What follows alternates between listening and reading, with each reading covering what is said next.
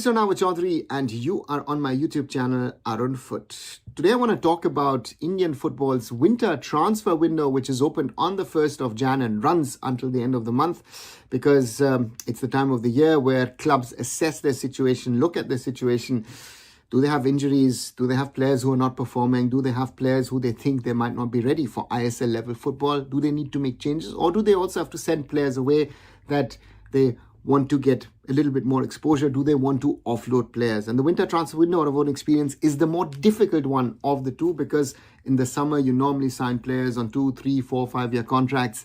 In the winter, very often there are loan deals. And if we look at the 13 ISL teams, what's the status, what's the situation as I record? Mohun Bagan Supergiant are top of the table, 32 points from 14 matches. The Mariners could be on their way to defending their ISL League Shield crown. Overall looks good, but they've had injuries to their foreigners. They have potentially a 7th foreigner, Nuno Reis, who was originally signed for AFC Champions League 2. Let's see what happens to him. And on the other side, Molina doesn't tinker too much with his lineup. So the question is, what do some of the younger players or even players who are trying to push towards the national team do? Because are they going to get time? Questions are about Deepak Tangri, or last season's young standout player for Mohun Bagan, Abhishek Suryavanshi. What happens maybe to Dipendra Biswas or some of the not even younger players who are getting limited game time? Second in the table, and they'll be very, very happy about it, is former champions Bengaluru FC, 27 points from 13 matches. Gerard Zaragoza and his squad, the BFC management will surely be very, very happy. They made some very big signings over the summer. For example, 3 players from Mumbai City FC in Raul Beke, Alberto Noguera and Jorge Pereira Diaz, ISL Cup winners, and you see the quality has improved, the standard has improved. But some of the younger players who are getting game time are not getting game time. So the question is, do they stay at BFC or do they go on loan to maybe other teams in the ISL, or maybe even go on loan to the I-League? Third in the table, FC Goa. Difficult start, but Manolo Marquez has stabilized the ship and they're now third in the table, 22 points from 12 matches. The return of Sandesh Jingan was most probably the most important thing for them. And it showed last season 2 injuries, that of Sandesh and that of Victor Rodriguez, completely derailed the Gores, and their title challenge literally fell apart. And the question is, at the moment, it looks fine. No one is injured. What do the Gores do? And the question is, they've already signed Aaron De Silva, but he's going to be, to me, a squad player. He's not a player who directly pushes for the first 11.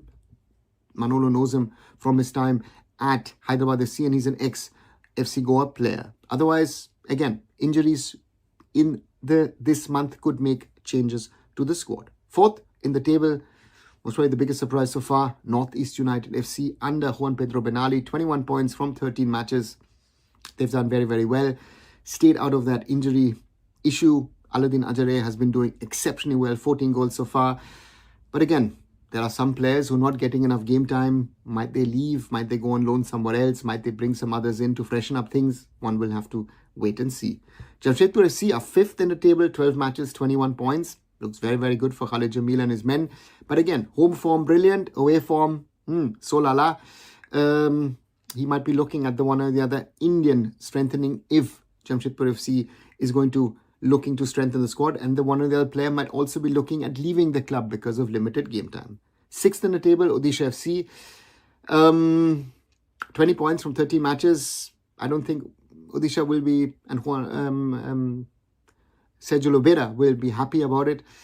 They've already lost Roy Krishna due to injury. The Fiji captain is out for the season, and he is being replaced by Dore Linton, a Brazilian who's played in Bangladesh for Bashundhara Kings in the past.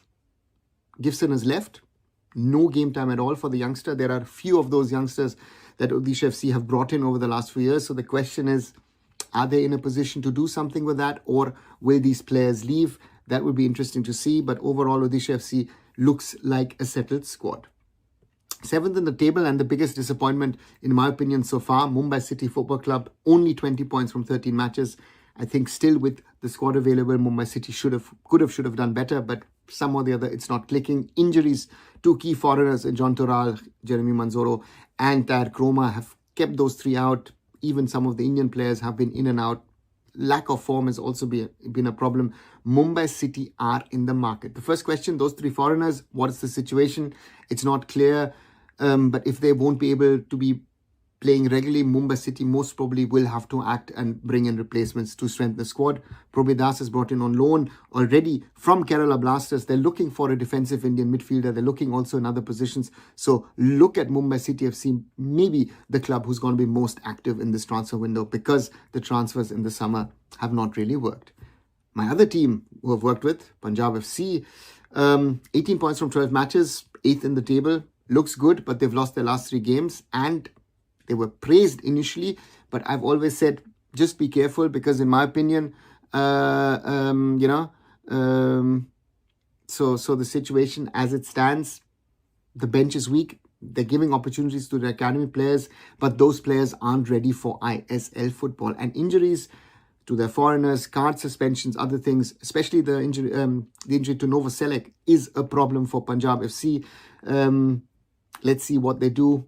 Bakenga, the Norwegian striker, is already left, so there will be certainly a replacement. Let's see if that's going to be an attacking one, a defensive one. But Indian replacements would also be needed, and some of the younger players might be better off to go on loan to I-League clubs. 9th in the table, Chennaiyin FC, under Owen Coyle, brought in a lot of players in the summer, but most of these summer signings, especially the young Indians, have not worked for the club. And therefore, Owen Coyle and the club are 9th, 15 points from 14 matches, far from happy. It'll be interesting to see what Chennaiyin do. While the better performing players, there are offers. Bikash Yunamso, for example, is being linked with the transfer to Kerala Blasters in the summer.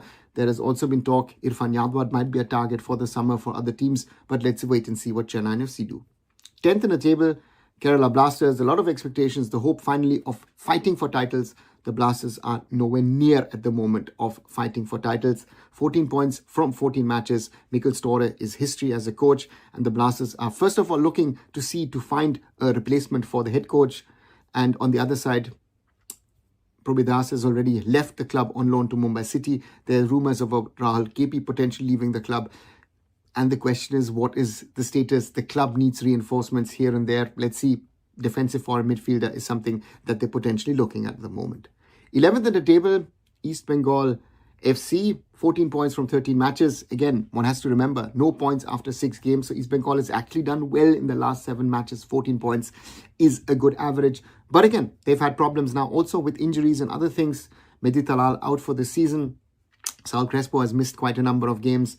Diamantakos has missed a number of games. There are questions in regard to Clayton Silva as well. So there will be changes amongst the foreigners, and East Bengal will be also on the lookout to maybe look at one of the other positions with Indian players as well. And one of the Indian player, or one of the younger ones, as we've talked in other clubs, might also be looking to move out. 12th in the table, Hyderabad FC.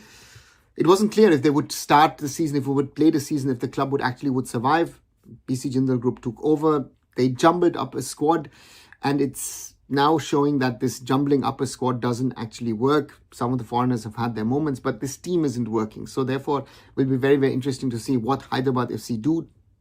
Thangwa Singh has already been released as a head coach. The search is on for a new head coach. And the question is, what does Hyderabad FC do? Do they let the season run out and say, listen, it's a lost year for us? Or do they invest and make changes to bring in players? Already there are talks that they're going to bring in some talented Indian boys into this team next season. Bottom of the table and 13th are promoted I-League team, Mohammedan Sporting Club. The fallen Kolkata Giants are back amongst the big boys, but only 6 points from 13 matches just show that Mohammedan Sporting have had their issues, have had their problems, are not ready for ISL football. The injury, especially to Joseph Adzai, has been a problem, and also now Franca hasn't been firing. Manzoki looks like a serious injury, so look out for some changes amongst the foreigners and also amongst the Indians. For example, player of Indian origin Shan Hundal has been linked to the Black Panthers. This, my quick rundown of what I think is the situation at the start of the transfer window. I'll be doing my little transfer updates throughout this transfer window here and then, and do always join into my live shows, which I try and do every evening around 9:45 p.m. Indian time. As always, mention your comments below. Did I miss something? Should I have mentioned something else? As always, like, share and subscribe this video. Visit my other social medias. Visit arunfoot.com, and I'll be back very, very soon. So Arunava Chaudhuri signing off. Bye for now.